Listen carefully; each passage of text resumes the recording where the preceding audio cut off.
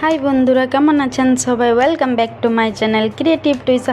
আজ আমি আবারও হাজির হয়ে গেছি আপনাদের সামনে একটা নতুন ভিডিও নিয়ে। আমার ভিডিওগুলো ভালো লাগলে অবশ্যই চ্যানেলটাকে লাইক শেয়ার সাবস্ক্রাইব করবেন আর বেল আইকনটাকেও ক্লিক করে নেবেন। তাহলে আজ কি বানাচ্ছি দেখে নি চলুন। এই দেখুন, আজকে আমি এইগুলো দিয়ে কিন্তু চকলি পিঠা বানাবো। এখানে আছে মুগ, ছোলার ডাল আর রাজমা। এগুলোকে আমি রাত্রে ভিজিয়ে নিয়েছিলাম। এবার এগুলোকে পিষে নেব। এই দেখুন, এইভাবে ভালো করে পিষে নিতে হবে যেন দানা না থাকে একদমই।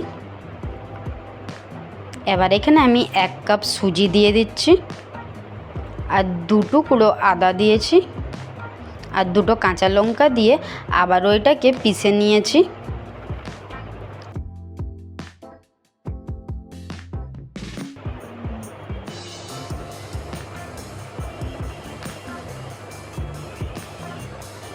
দিয়ে স্বাদ মতো লবণ দিয়ে ভালো করে মিক্স করে 15 থেকে 20 মিনিটের জন্য ঢাকা দিয়ে রেখে দেব।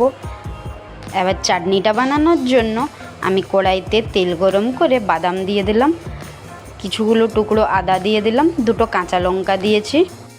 বাদামটা ভাজা হয়ে যাওয়ার পর নারকেল কুচিগুলো দিয়ে অল্প একটু নেড়ে চেড়ে নেব। দিয়ে ঠান্ডা করে এটাকেও দেখুন ভালো করে আমি কিন্তু এখানে পেস্ট করে নিয়েছি। এবার কড়াইতে অল্প একটু তেল গরম করে নিয়ে শুকনো লঙ্কা দিয়ে দিলাম, গোটা সর্ষে দিয়ে দিলাম আর কারিয়া পাতা দিয়ে দিলাম। দিয়ে ভালো করে নেড়ে চেড়ে নেব। লঙ্কাটা ভাজা হয়ে গেলে ওইটাকে কিন্তু চাটনির মধ্যে দিয়ে দিতে হবে।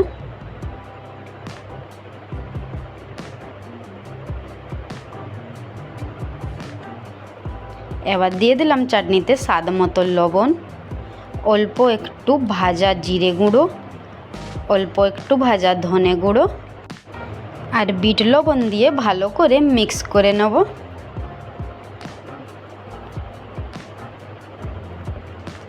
ভালো করে মিক্স করে নিলেই দেখুন চাটনিটা রেডি হয়ে গেছে। এবার চকলি পিঠাটা বানিয়ে নেব। আপনারা কিন্তু এই পাতলা পিঠাটাকে কি বলেন অবশ্যই আমাকে কমেন্ট করে জানাবেন। আমাদের এইদিকে তো এটাকে চকলি পিঠে বলে।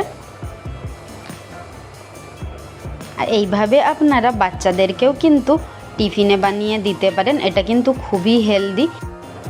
বাচ্চারা তো সব কিছু খেতে চায় না, তাই এইভাবে বানিয়ে বাচ্চাদেরকে ইজিলি খাওয়াতে পারেন। এইভাবে আমি সবগুলো চকলি বানিয়ে নেব। আমি কিন্তু এখানে চকলিগুলোই তেল দিয়ে ভেজেছি, আপনারা চাইলে ঘি বা বাটার দিয়েও ভাজতে পারেন। আমার ভিডিওটা কেমন লাগলো অবশ্যই কিন্তু আমাকে কমেন্ট করে জানাবেন। তাহলে আজকের জন্য টাটা, কালকে আবার একটা নতুন ভিডিও নিয়ে হাজির হয়ে যাব।